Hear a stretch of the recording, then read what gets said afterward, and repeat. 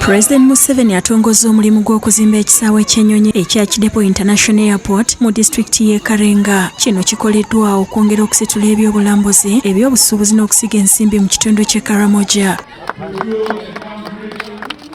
Okuzimba ekisaawe kino kwa kusasulirwa ba Sharjah Chamber of Commerce and Industry okuva mu United Arab Emirates ng'omulimo gwa kumalawo obukadde bwa $7,200. Bw'abadde atongoza omulimu guno, Pulezidenti Museveni ategeeza nti ab'e Karenga ne Karamoja bafunye emikisa mingi egy'enkulaakulana. Agamba nti ebyobulambuzi nabyo byakwongera okutumbulwa mu kitundu kino. Tourism comes in to help people see things which are no longer easily available, like the wild animals. Pulezidenti era yeebazizza abatuuze b'e Karenga olw'okuwaayo ettaka okunaatuula ekisaawe kino. So I thank you very much for bringing the land willingly and easily. Asabye ab'e Karamoja okukola ebintu ebivaamu ensimbi bongere ku nfuna yaabwe n'okulwanyisa obwavu. Agamba nti byonna ebigenda okukolebwa byakusitula embeera z'abantu. My ebari and yours ebari, the one of milk and milk products, is $1.5 trillion. But the tourism is 11 trillion. So when the tourists are here, they would eat our own crops. We have the potential for manufacturing.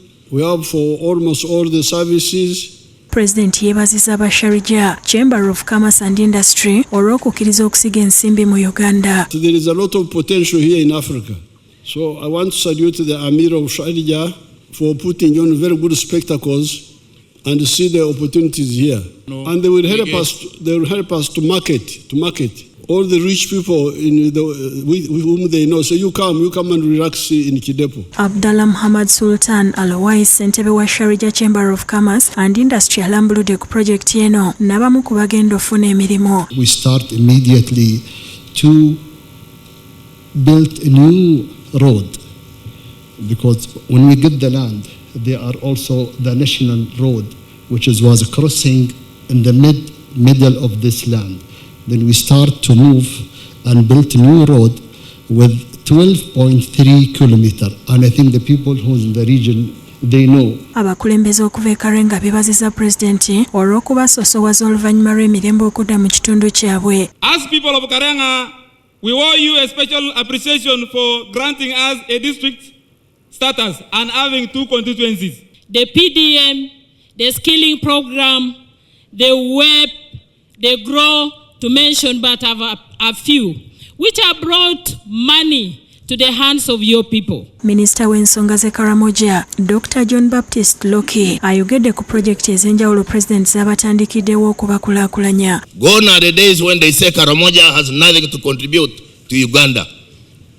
Now you can see a number of good projects and investments are taking shape in the region. Olive Birungi Rumonya amyuka akulira ekitongole ky'ennyonyi mu ggwanga naye aliko by'atangaazizza. Kidepo International Airport represents a major strategic investment in Uganda's aviation sector. This project, Your Excellency, is aligned with the government's development agenda under the National Development Plans and Vision 2040.